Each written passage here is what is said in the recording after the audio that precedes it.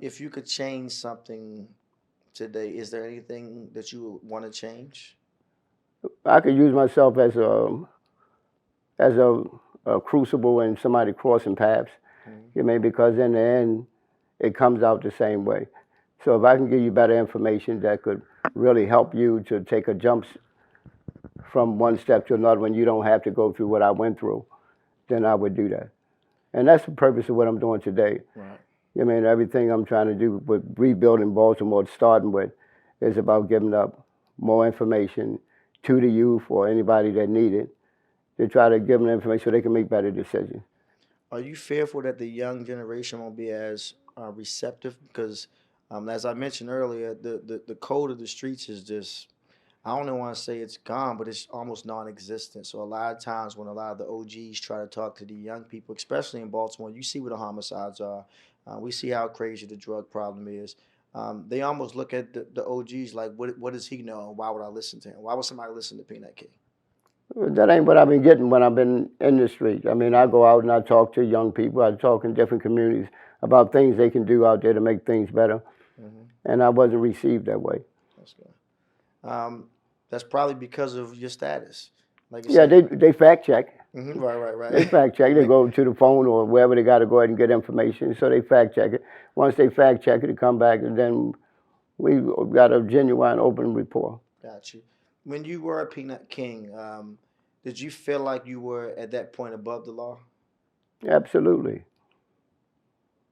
Um, so in your mind, at that moment when Peanut King and of course, I think they called y'all the Peanut King mob. Uh, did you think, you know what, it's no way they're going to take us down because we're so smart and we're spending so much money with the right people? No, I didn't think that way. I'm thinking that um, they had a system built that was good also. Hmm. So they had to do their investigation and try to do the best they could with it. And I guess they had to do what they had to do, and I had to do what I had to do. Gotcha. I mean, and I respect the other side of it. You mean, but I'm all in. Hmm. Whatever happened, happened. And as you see, you paid, you did your time, and um, I think one of the reasons why you're so respected, being home now and trying to make change for Baltimore, is the fact that you did do your time. A lot of people nowadays, like as I mentioned, is that with this whole, and I look at one of the rappers that's popular right now, Takashi 6ix9ine, and this is a guy who went to prison, and they said he was gang affiliated and things of that nature.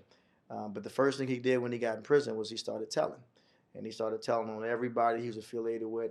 And I remember having a conversation on the radio saying, "Do you think this guy will be able to come home and still be him?" What I was most surprised about was how many people were saying that nowadays in 2019, that's now acceptable.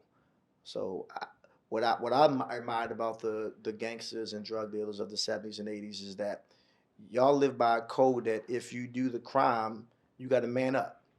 And I don't know how we can get that message across without sounding like you're still in the streets, if that makes sense. Like, how do you tell a young person, don't do this, but if you do this, Yeah, but after doing 37 years, you can't go back and be you. right, I mean, that's a little impossible. I mean, the whole world is shift. You right. mean, so it's the same thing if you did 10 years. You get back out, you just can't go back out and be you. Things have shifted. People can attempt to, but Mm-hmm. everything shifts. Were you at all fearful that you wouldn't be as respected as you were when you went in 37 years later? Because when you went in as the king. And now you come home as you're still the name Peanut King rings, but you're no longer the king, and no one, you're not as feared as you were in the 70s and 80s by some people. Was that all at all a hard transition? No, because I'd rather be understood than feared.